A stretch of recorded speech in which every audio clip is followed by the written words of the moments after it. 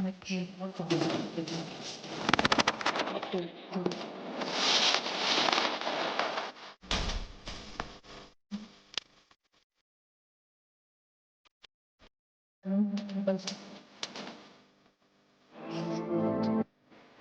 connaît la voiture, je boycotte.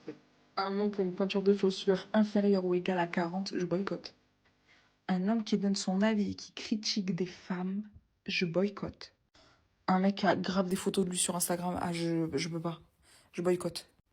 Attention, celle-là, elle est lourde. Un homme qui a des complexes, je boycotte, je suis désolée. En fait, quand je m'écoute, je crois que je veux un homme de Cro-Magnon. Il doit y en avoir d'autres, mais de tête, c'est les premiers qui me viennent. Et dites-moi si je suis la seule, dites-moi s'il y a certains critères avec lesquels vous êtes d'accord, ou s'il y a d'autres types d'hommes que vous boycottez, parce que vraiment, je suis curieuse de savoir. Bisous. Je préfère rester seule que de finir avec un casier judiciaire. Bon, en fait, apparemment, les mecs, ils ont peur maintenant de draguer les meufs parce que, apparemment, ils pourraient finir en garde à vue. Mais ce que vous comprenez pas, les amis, c'est que c'est pas toutes les femmes qui sont comme ça. Effectivement, vous allez pouvoir trouver des crétines de l'espace qui vont aller chercher des problèmes ou vraiment tout extrapoler pour de la drague correcte, en fait. Bon, c'est sûr que si vous êtes un gros lourdeau, effectivement, ça ne plaît pas. Mais rassurez-vous, nous les femmes, on préfère toujours se faire draguer par les hommes, en fait que les hommes ils fassent le premier pas. Par contre, oui, ça fait partie de la masculinité. Bon, je reconnais qu'il y en a de moins en moins à cause du féminisme à outrance aussi. On a vraiment diminué les hommes, ça je le conçois totalement. Mais par contre, les femmes restent quand même des personnes qui aiment se faire courtiser, quoi. C'est comme ça que ça marche, normalement. Après, moi, si un homme me plaît, je n'hésite pas à aller le voir. C'est comme ça. Parce que je me dis, je vais pas passer à côté d'une belle rencontre pour une histoire de, oui, qui a fait le premier pas en premier, ça se fait, ça se fait pas. Donc voilà, moi, si un homme me plaît, j'y vais, j'ai pas de problème avec ça. Par contre, c'est pas que les femmes qui doivent faire le premier pas.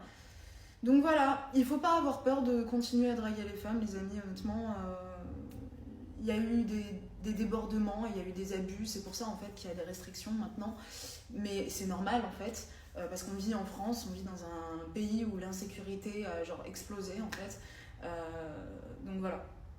Mais n'hésitez pas à continuer d'aborder les femmes avec discernement, avec grâce et légèreté, si je puis dire. Mais voilà quoi. Bisous. Vous voyez quand je dis que les hommes sont dépourvus de toute intelligence émotionnelle, c'est pas pour faire ma main haters, hein. Moi je souffre d'une maladie comme beaucoup de femmes, c'est l'hétérosexualité, c'est-à-dire qu'on va devoir se caser un jour ou l'autre avec un de ces incapables. C'est pas de la mauvaise foi, j'essaye même pas d'être drôle, je suis naturellement. Mais encore une fois, je poste ma petite vidéo où je suis là en chouinade en mode ah j'ai pas de poils à granuler, etc. Les femmes, qu'est-ce qu'elles font, ces déesses du ciel? Allez ma belle, t'es forte, tu vois le bout du tunnel, sois courageuse, t'y es presque, garde la pêche. Je vous aime. Les hommes, qu'est-ce qu'ils décident de faire eux? T'as essayé de faire appel à un professionnel? Ouais, mais en même temps, quand tu le fais seul, c'est normal qu'il y ait des problèmes. Oh là là. Et t'as essayé? Qui vous a sonné? Vous, les hommes, vous pensez trop que la vie, c'est Mario Kart. C'est pas parce que vous voyez une déesse blonde, super belle dans un château en détresse en train de pleurer qu'il faut venir la sauver. Je me sauve toute seule. Besoin de personne, d'accord? Le jour où j'ai besoin de quelqu'un, je sais le demander. En l'occurrence, est-ce que j'ai demandé de l'aide? Non. Je ne vous ai rien demandé. Et pourtant, les femmes, toujours les femmes, ont l'intelligence de juste... On est là pour toi. T'es assez forte pour trouver tes solutions.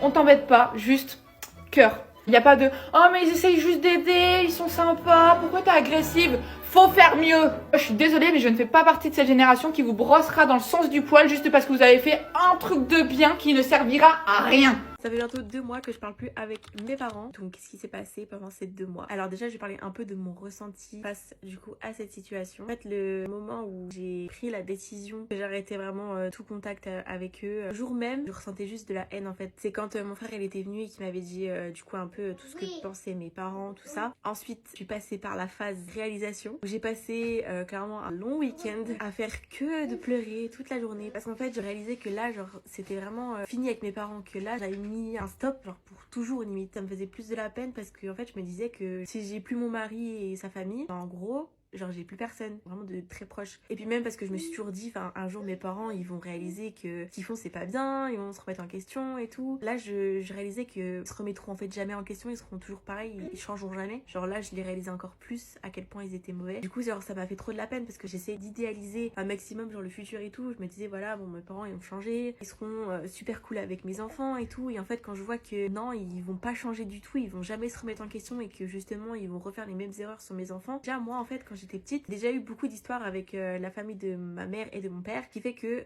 très jeune, je leur parlais plus. Ça m'a fait beaucoup de peine genre cette situation là quand j'étais jeune. Du coup je me suis toujours dit bah que j'aimerais que moi plus tard ça soit différent et qu'on soit vraiment genre une vraie famille soudée et tout parce que genre je kiffe ça, l'esprit de famille où vraiment tu te retrouves souvent et tout à faire des petits repas, puis les longs repas de Noël et tout. Enfin j'adore ça. Et du coup en fait là de me dire que l'histoire en gros recommence, ça fait trop de la peine. Sinon qu'est-ce qui s'est passé concrètement pendant 2 mois? Et ben rien. Mis à part l'histoire du coup le TikTok que j'ai fait où en gros mon père a résilié mon abonnement téléphonique. Du coup je me suis retrouvée sans numéro de téléphone. Bah il y a eu que ça. J'ai rien eu d'autre. J'ai aucune nouvelle. Puis moi en fait ce qui me choque le plus c'est pas le fait qu'ils me parlent plus, qu'ils veulent plus de contact avec moi et tout ça. Genre en vrai je m'en fous parce que dans tous les cas genre c'est réciproque. Ils ont quand même une petite fille, un petit-fils qui va arriver. Ils s'en foutent. Ils cherchent même pas à savoir comment elle va, si tout se passe bien. De toute façon ma grossesse ils s'en foutaient de base. Je sais pas si les fêtes de fin d'année vont faire changer quelque chose. Ils vont envoyer un message ou je ne sais quoi. De toute façon si jamais il y a un update de la relation avec mes parents, j'en ferai un TikTok. Mais du coup voilà c'était surtout pour un peu dire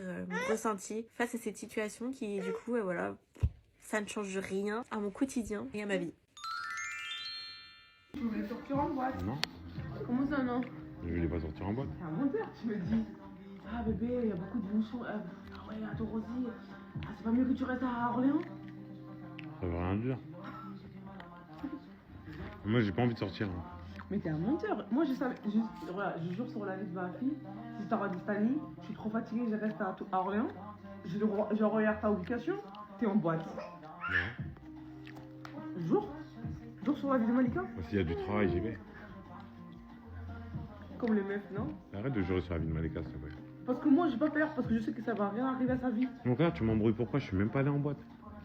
Mais laisse-moi manger. Mais ouais, tu joues à quoi? Parce que tu m'as dit, ah non, reste à Orléans et tout, reste à Orléans, je sais pas quoi. Je t'ai rien dit, moi. Mais tu me l'as dit 3 fois jusqu'à que je t'ai dit cette année, je suis en chemin. Je t'ai pas dit reste à Orléans. Je t'ai dit si tu pensais pas que c'était mieux. C'est pour ta safety. Franchement. Et t'allais faire quoi? Sortir en boîte sans me le dire? Non. Mais t'allais sortir en boîte? Non. Là tu te dis, non, je peux pas y aller parce que je dois attendre à qu'elle arrive. Attends, là, tu m'embrouilles pour un truc que j'ai pas fait. Tu m'embrouilles pourquoi, là? Parce que je suis à la maison et je suis pas sorti, c'est ça? Non, parce que tu m'as dit... oh, Non, mais là, tu trouves pas que t'abuses? À Tours, il y a aussi beaucoup de polices et tout. Je pense pas que c'est trop chaud là. C'est pour le marché de Noël. Franchement, les excuses de bêtes là. Vas-y. Là, tu m'embrouilles pourquoi, du coup? Parce que j'aime pas que tu me fais des jeux, des bails bizarres là. Attends, t'en as pas marre de m'embrouiller? Genre H24? Vous savez, Cooper, on peut perdre beaucoup d'argent en courant après une femme, mais on ne perdra jamais une femme en courant après l'argent.